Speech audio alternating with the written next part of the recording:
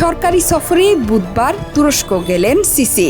সফর ঘিরে আঞ্চলিক দুই শক্তির মধ্যে সম্পর্ক আবারও উষ্ণ হওয়ার ইঙ্গিত দেখছেন বিশ্লেষকরা।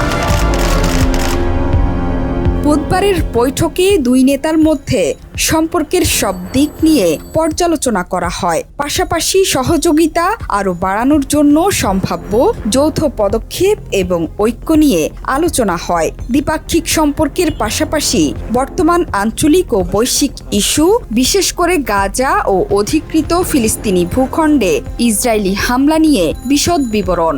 গাজায় যুদ্ধবিরতির আহ্বান জানান তারা। বিশ্লেষকরা মনে করেন, মিশর এবং তুরস্ক মিলে কিভাবে পশ্চিমা মদতপুষ্ট ইসরায়েলকে শায়েস্তা করবেন সে বিষয়েও বিস্তারিত আলাপ হয়েছে এরদোয়ান এবং সিসির মধ্যে।